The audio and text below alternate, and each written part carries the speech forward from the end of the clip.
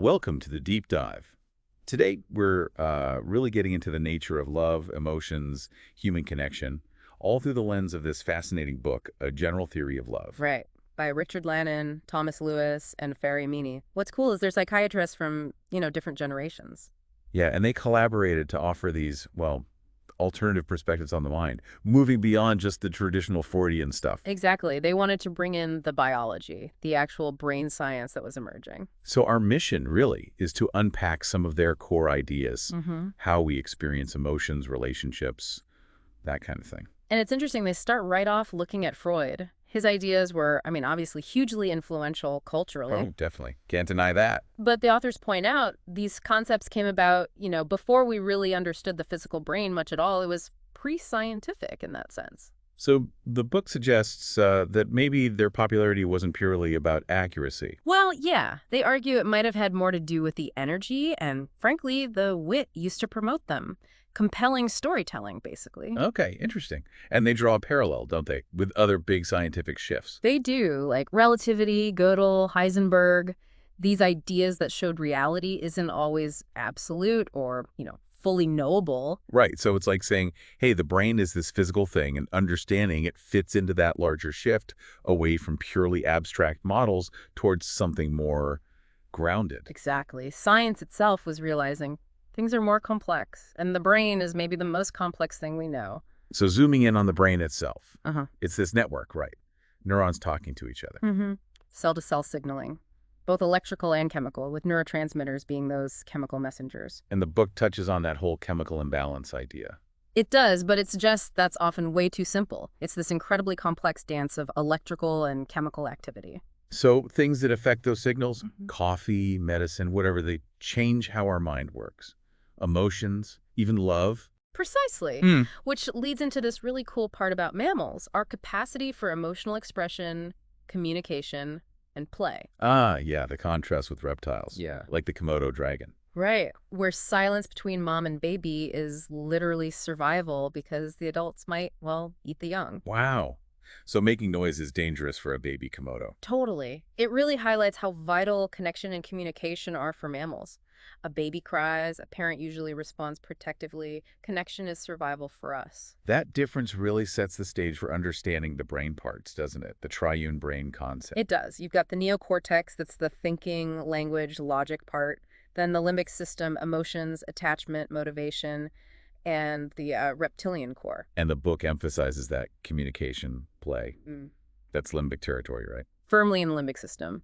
And their point is, our big, powerful neocortex, our thinking brain, can sometimes overshadow how important feelings are, especially for understanding love. So we can kind of think ourselves out of understanding our own hearts, in a way. Kind of, yeah. We get caught up in the logic and miss the feeling. Which brings us to that Archimedes story they use. It's a great metaphor. It really is. It's not just the formula for buoyancy. It's Archimedes in the bath, that eureka moment, the excitement. Right. It's the intuition, the flash of insight, alongside the analysis. That's what makes the discovery whole. Exactly. And they use that to talk about this cultural imbalance we seem to have, prioritizing analysis and logic. Maybe too much. Over feeling and intuition. Yeah. The book argues this focus, while obviously achieving amazing things, might actually hinder our happiness sometimes. It can obscure what really gives life meaning if we ignore the emotional side. We need both head and heart. Makes sense. Now, what about communicating those emotions? Facial expressions come up? Oh, yeah. Super interesting. Darwin talked about it, and then Ekman and Izard confirmed it later. Yeah. Across cultures. Even isolated tribes in New Guinea, the book mentions. Happiness, sadness, anger. The expressions are basically the same. It seems so deeply wired, and you see similar expressions in other mammals, too, like rhesus monkeys. Which raises that whole question, do they feel the same way we do when they make that face? That's the tricky part, isn't it? The subjective experience. But the outward expression, that seems pretty innate. And human emotions themselves. Yeah. The book says they're quite fleeting, like musical notes. Yeah, that's a great analogy they use. They arise quickly, then fade as the neural activity changes. But then there are moods. Those stick around longer. Right. Moods are like the echo, a state of readiness for certain emotions, often subconscious. And sometimes what feels like one long emotion is actually What? A series of short ones. Exactly. Brief feelings triggered over and over, often by our own thoughts, dwelling on something. Our emotional state is always shifting. That clarifies things. Right. And they use that example of the teenager, Evan, the one who was socially awkward. Oh, yeah. Nice kid, but just off with the social cues. Standing too close, talking too loud. It really shows how much relies on that subtle stuff, that unspoken emotional language. It's not just about understanding friendship intellectually. He missed the limbic data, as the book calls it, the nuances, which is why emoticons popped up, right? Ah, right. Try to add tone back into text. Yeah, but a smiley face. It just can't capture the richness of, say, nostalgia or envy, can it? It lacks that complex emotional data we get from voice and face-to-face interaction. It's amazing how early we tune into that stuff. Infants, just days old. Yeah, they can tell the difference between emotional expressions. You can tell by how long they look. And the visual cliff experiment, that one's classic. Oh, definitely. The baby on the edge, looking at the mom's face. If she looks scared, the baby hesitates. If she smiles, they're more likely to cross. It's pure reliance on emotional cues for navigating the world, even before logic kicks in. Survival, really. Which leads right into limbic resonance. Yeah. That's a core concept, isn't it? Absolutely central. This mutual exchange, this attunement between two mammals, adjusting to each other's inner state. And they say eye contact isn't just metaphorical, it's a real connection between nervous systems. Literally. And the lack of it, like that vacant reptile stare they mention, it feels disturbing for a reason. We're wired for that resonance. That empty gaze. Yeah. It is unsettling. So limbic resonance is the bedrock of connection. Mother-infant, owner-pet, lovers. That silent harmony, exactly. And because it's limbic, it's contagious. Feelings spread. Unlike ideas, right? You can explain an idea, but the feeling doesn't just jump across. But walk into an energized crowd, a concert, a game, and you feel it. That excitement is shared. And the dark side, too, like panic spreading in a crowd. Or hate mobs. Emotions connect us powerfully for good and ill. And this connection goes deep, affecting our bodies, minds, our souls, really. They use Romeo's grief. That raw anguish over Juliet, it hits so hard because it taps into something fundamental about love and loss. Shakespeare just knew our bonds are physiologically real. It makes you appreciate our own tendency for relatedness, loyalty, nurturing. It's not a given in the animal kingdom. Not at all. The book mentions things like cannibalism, even parents eating offspring in some species. It's kind of shocking. So our strong bonds are pretty special, and why breaking them hurts so intensely. Exactly. The rage, the tears. Yeah. It makes sense in that context. And the science of studying these bonds, it started with Lorenz. Conrad Lorenz and his geese and ducklings, yeah. Imprinting. Yeah. Showing that innate drive to connect, to follow the caregiver. And then Harlow's monkeys. That really shook things up. Big time. Challenged that whole cupboard love idea that babies only bond for food. The monkeys preferred the cloth mother for comfort over the wire mother with food. Contact comfort was key. Emotional needs trumping even basic physical ones sometimes. Which leads to Renee Spitz's work. That's quite sobering. Yeah, the studies on orphans in institutions. Fed, clothed, warm, but without human touch, holding, cooing. They became withdrawn, sick, Hmm. high mortality rates. It's a devastating illustration. Emotional nourishment is just as vital as physical.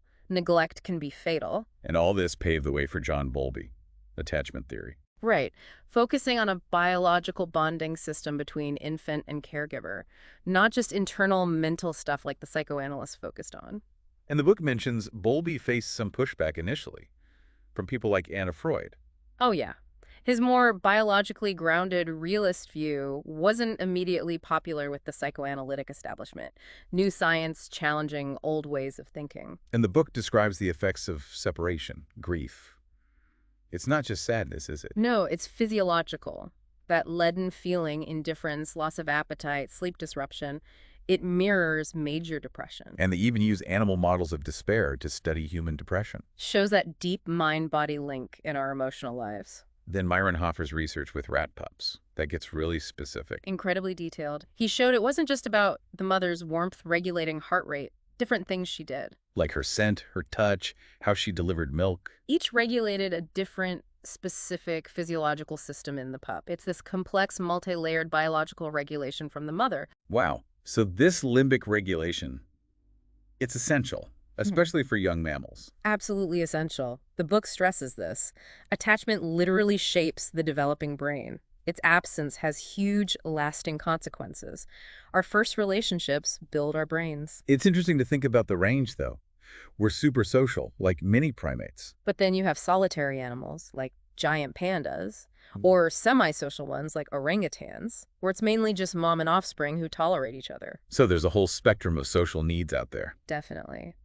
Now, thinking about how love works in our brains, the book cautions against looking for one single neurotransmitter culprit when things go wrong emotionally. Right, the blame serotonin kind of thinking. Exactly. It's usually way more complex than that, like an orchestra, not just one instrument. And memory plays a huge role. They bring up Ebbinghaus and the forgetting curve. Yeah, how factual memories, neocortical ones, fade pretty fast if you don't reinforce them. But emotional memories, those stick around longer. Much more enduring.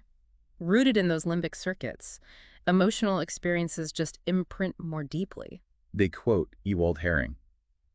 Memory, unifying experience like gravity, holds us together. Beautiful analogy. Memory physiology is central to who we are, our identity. A theory of memory is like a map of the soul. Which brings us to implicit memory. This is key, isn't it? Crucial. Emotional knowledge we pick up without conscious awareness. We can't necessarily explain it. Different from explicit memory, where you consciously recall facts or events. Right. They use that artificial grammar study. People could tell which made-up words felt right based on hidden rules they couldn't articulate. Just intuition. So we learn things implicitly without realizing it. All the time, like language. We master incredibly complex grammar without consciously knowing most of the rules. Steven Pinker's examples, we just know blick.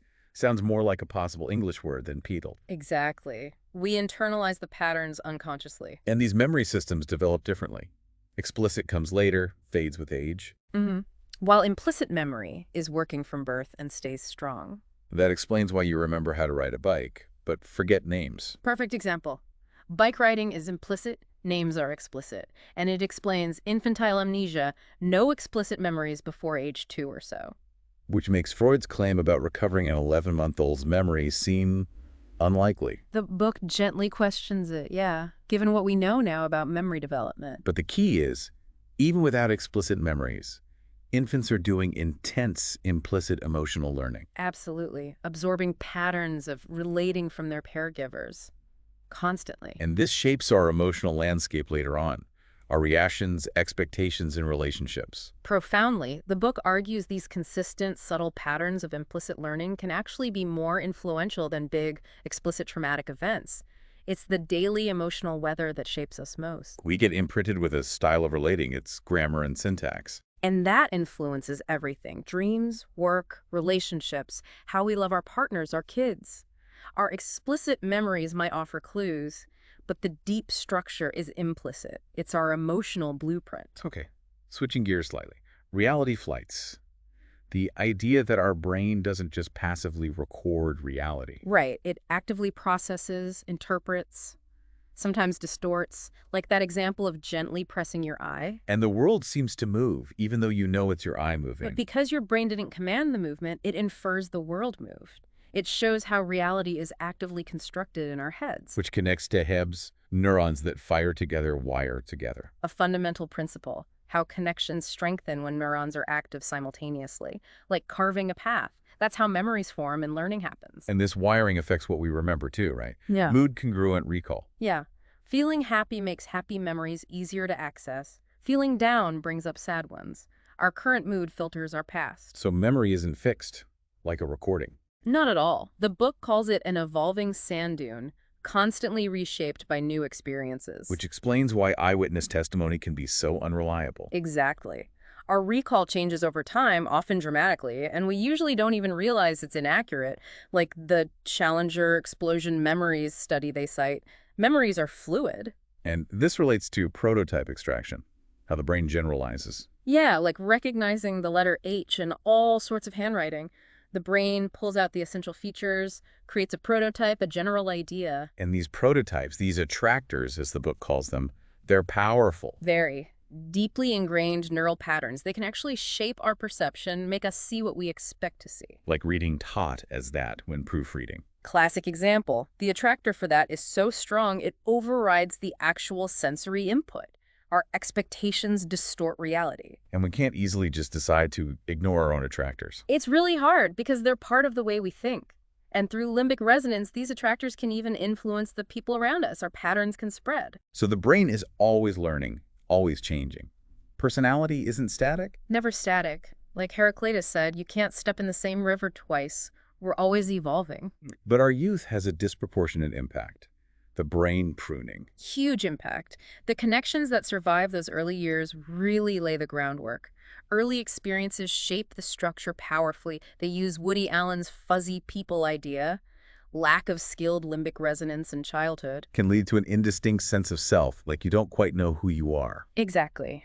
The book even suggests negative attention might be better than emotional ignorance because we learn who we are through mirroring. We need that feedback. So that early limbic regulation from a caregiver is like training wheels. Perfect analogy. You borrow their balance, their regulation, and eventually internalize it, like learning to ride a bike. It's essential for developing our own emotional stability. And geographical separation disrupts this. Homesickness isn't just sentimentality. No, it's a real ache of lost limbic regulation, lost attachments. Tech helps a bit, but it's no substitute for physical nearness. Therapists see this. People struggling after a move. Definitely. Health can collapse when those support networks and that regulation are disrupted. Physical presence matters. And attachment itself. Yeah. It's just fundamental, especially early on. More powerful than judgment, kids attach unconditionally to whoever is there.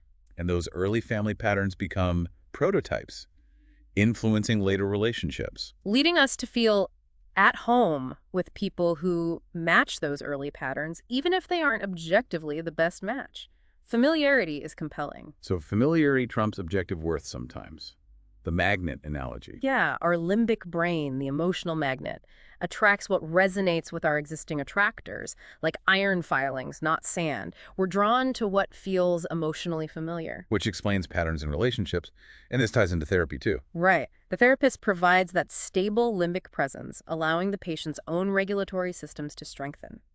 It's about becoming more aware of emotions, yours and others. And ideally, the person eventually internalizes that regulation and might outgrow therapy. That's often the goal, yeah. Building that internal capacity. And medication, where does that fit in? The book suggests it can help when attachment alone isn't enough, like in severe depression where the illness itself disrupts connection and limbic circuits.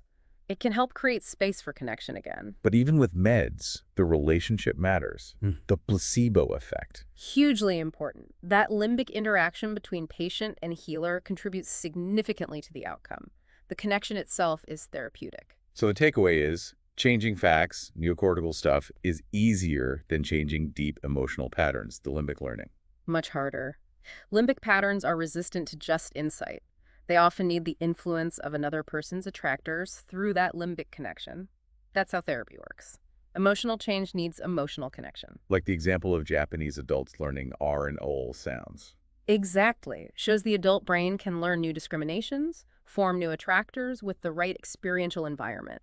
It's analogous to emotional relearning in therapy. But it can be tough when people's existing attractors draw them to partners who reinforce negative patterns. Yeah, that's a real challenge. The very patterns that need changing can make it hard for people in that dynamic to help each other evolve. Creates those difficult cycles. And the book warns against therapy just being about diagnosis, labeling the pathology. Right. They stress the importance of the therapist keeping a sense of wonder, openness, seeing the unique person, not just a diagnosis. Interesting that even Freud wasn't strictly neutral in practice. It highlights that therapy is fundamentally relational. Emotional neutrality can actually hinder the process. You need that human connection. And finally, a critique of really brief therapies. Yeah, they argue that real limbic regulation takes more than minimal contact. There's a risk of losing sight of deeper relational healing if we only focus on quick fixes. Meaningful change takes time. So wrapping this up, the core message seems crystal clear. Our emotions, our ability to love, it's all rooted in our limbic brains and our connections. This amazing capacity makes life rich, but also makes us vulnerable when attachments are broken. Love is both strength and vulnerability. And the book nudges us to look at our culture, doesn't it? Separate sleep for babies, relying on tech over face-to-face, maybe undervaluing parental care?